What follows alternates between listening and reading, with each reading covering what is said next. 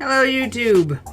It is another video from Everyday Oppression here, and this is the Q&A session of JC, where you get to learn more about me based off the questions that you asked. So, I have food in me, and I have, I think, my third drink in, because you know, you gotta do these Q&A things while you're drunk. I guess that's just the rules of the game. Maybe just a bit tipsy. Welcome to the JC show! Yay!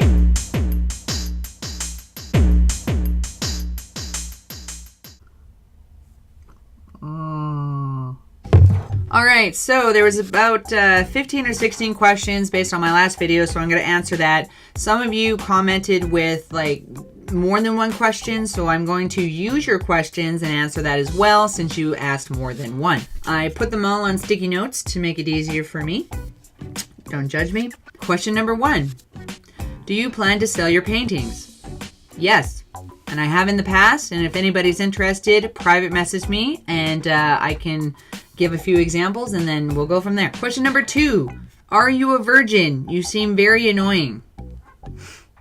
Of course I'm a virgin. That's what I tell all the people I sleep with. Now, question number 3. Which SJW do you hate or dislike the most?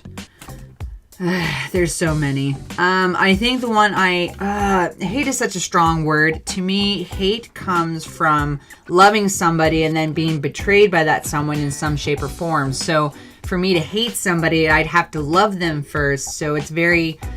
I don't really hate a lot of people. So, which SJW do I hate the most? I'm going to say Riley Dennis, just because they are so adamantly stupid and homophobic and racist and misogynistic and misandrist that I just can't even. But in the real world, non-YouTube world, I'm going to say Justin fucking Trudeau. Because it's 2015. And if you don't know who that is, look him up. Okay. So this one here, you know what? I'm actually going to wait on this because this is actually a good question. So I'll wait that until the end. Question number 5. What is your favorite alcoholic beverage? Need I say more? Okay, on to question number 6, I believe. Let's see here. How do you see the future of the world in general? Well, if we allow the masses to control the narrative, it's going to go down into a hellish hole of shit and self-victimhood when there's no need for it. In a leftist, futuristic world, everybody is going to be so focused on pronouns, so focused on their labels, so focused on pushing people away and categorizing them based on superficial identity politics. So in a leftist world, I think it's going to go to shit. But if we follow a more right-wing or Republican/conservative point of view, I think more people will be rational, more people will be accepting of others, more people will be focusing on our rights instead of our feelings, because I would wish the world be led by rational thinking and our freedom of thought and freedom of speech and freedom of expression and following up on our rights than what we're feeling. So the less amount of feelings and hurt emotions that we have in our government, the better. And they asked a second question. Who do you think is going to be the next president of the U.S.? Donald Trump. So a 2-question one here. Question number 8. What's your job in the real world? And what education did you need to achieve it? Okay, currently I have 2 jobs. One is warehouse associate, and I also nude model. That's right. I stand naked in front of a whole bunch of people as they draw and paint me. I'm a model, you know what I mean? And I do my little turn on the catwalk. Yeah, on the catwalk. The education that I took, I actually went to a liberal arts college and I took a major in visual arts and I took a minor in theater. So I literally went to an arts college and I took an arts degree. Now, a lot of people might say that I wasted my time and money. However, each year I managed to pay off my tuition in full every year because I worked my ass off at a Burger King double shift. so mornings and night shifts, in order to pay for my schooling. Why? Because my parents made enough money that I couldn't actually apply for student loans. I couldn't do it because my parents were just over the limit for me to get financial aid from the school. So, but my parents wanted to help pay for my schooling, but I said, no, I think I could do it myself. So I managed to pay off every year of my college degree all on my own hard work. So at the end of my 4-year term, 4.5 technically, I managed to have no debt. Why? Because I'm a hard worker, and my parents told me that if you want to get something, you make your realistic goals and then you work at it. Basically, I had no debt when I came out of my liberal arts college with an arts degree. But what did I do afterwards? Well, I moved to the big city, and then I applied or sent out applications to places in order to have showings, art galleries and such like that. And in the first month, I had 4 shows. 4 shows. That's right. Why? Because I pursued it. So I've actually done quite well with my degree. I've gone to art shows. I've partaken in art festivals. I started a website. I sold commission pieces. I sold stuff that was in the gallery. And currently right now, it's sort of been on the back burner because I do have to pay rent. Kudos to being an adult, right? So that's been my main job. I've also been a bartender. I've also been a server. I've been a line cook. So I've done a lot of jobs that have been involved with customer service and everything, right? So right now I'm just doing a laborer's job, and it's completely different. But yes, I have done things with my liberal arts degree. So fuck you, Republicans who think that art students aren't successful. Okay, next question. Nope. That's not it. Whew. Oh, I'm definitely tipsy now at this point. Number 10. If you can have a superpower, what would it be? My superpower of choice would be shielding abilities. Now let me elaborate on this. So basically my superpower would be that my skin, my cells in my body would actually generate some sort of force field around my body. So for instance, I would be able to withstand brute force against my body just because of this hard layer of skin, let's say. So imagine me getting hit by a train. My superpower would actually protect me from death because of the force field. When eventually I would learn how to control the power, because we can't all be superpowered right off the bat. We actually have to learn how to use things, right?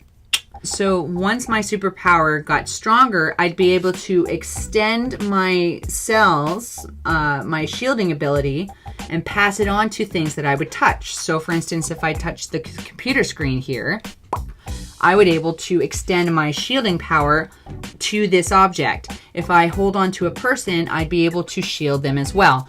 And then later on, it would actually separate from my skin in order for me to actually shield different things without touching them. So a darker version of this power that I always envisioned of me having is that I'd be able to shield the oxygen molecules out of the air and potentially suffocate the entire world. Of course, I would never do that, but, you know, theoretically. Next question. What are your top 3 favorite movies of all time? Okay. Beauty and the Beast, because it's Disney. The Land Before Time. The first one, not anything past that because those were ridiculous. And the next one would happen to be Waking Life. If you don't know that movie, I suggest you go watch it. It's great. What's your 3 top fave YouTubers?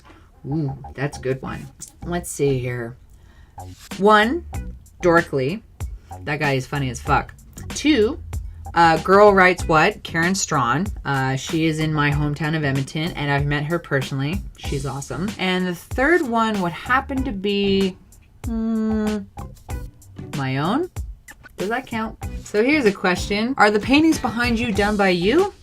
You are so cute and funny. Love your work. Oh, they are your art. Stupid question. You know what? They are mine. I did paint them. I do own them. And it's not really a stupid question. So don't feel bad. Don't feel bad. Question 14 here. What do you think of pedogate? Well, I've never actually heard of this, so I'd have to do some research on it. If this has anything to do with what people think about pedophiles, my personal take on pedophiles is that, anybody who messes with children, especially little children and people who are under the age of consent based on your location or country of origin, is wrong. It is downright wrong. I feel that adults know better when it comes to having sexual relationships with children.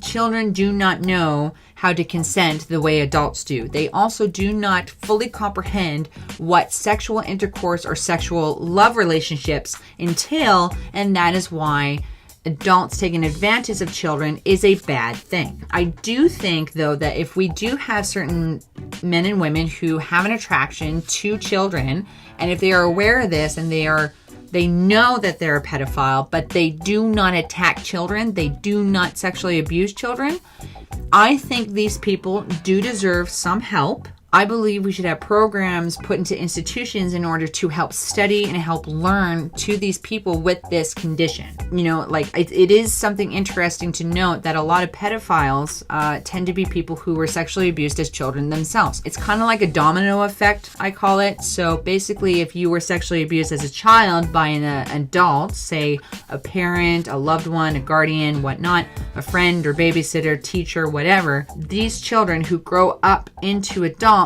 tend to have this sexual attraction to other young children. A pedophile who is fiddling around with children should go to jail. If it's a man, they should have their balls cut off and their dick shrunk down. If it's a woman, they should have their vaginas closed up and their lips sewn shut. But those pedophiles who know they have this mental condition and the sexual attraction to young people and don't act on it, I believe they deserve help, and I believe we should have institutions to help figure them out.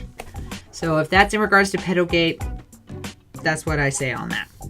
Okay, now let's get back to that major question there, because it was a long one. I've been seeing a lot of conservatives from the LGBTQ community speak up lately. Do you think there are larger numbers from this community than will ever be revealed? And how much more difficult do you think it is for, say, a gay person as opposed to a straight person to say they support Republicans, at least don't support the left, and why? Okay, so I grew up as a liberal.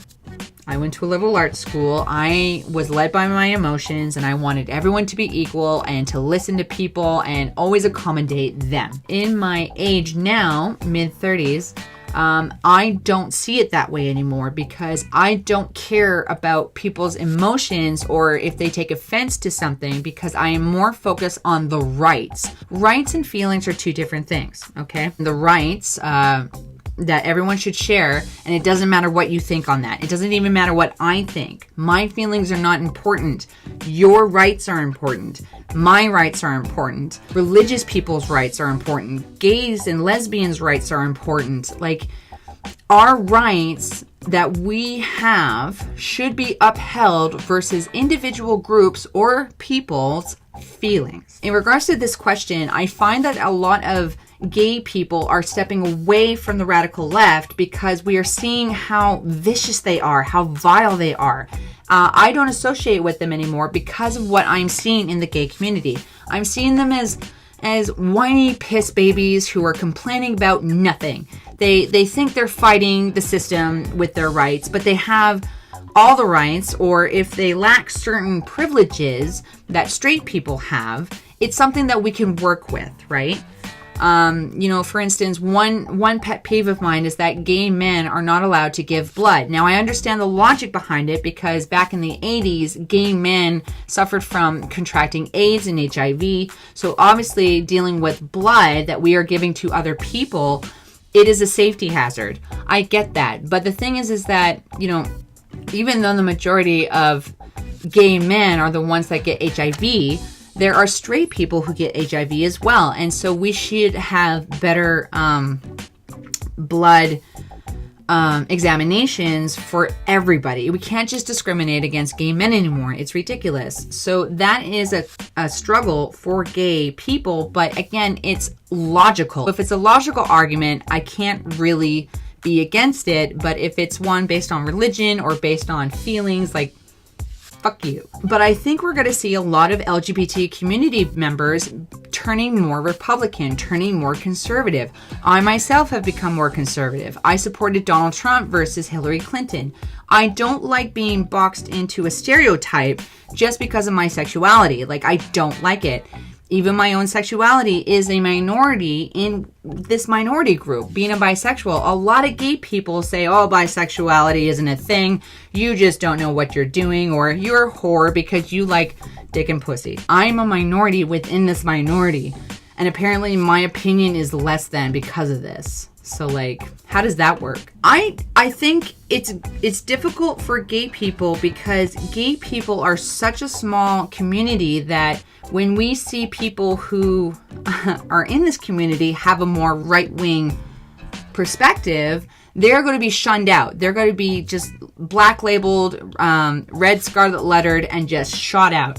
I've had a lot of my gay friends abandon me or just block me, delete me because of my conservative point of views. And it's not that, you know, being a conservative is evil. It's just that I value strong family units. I value everybody's freedom of rights. I believe in freedom of speech and expression.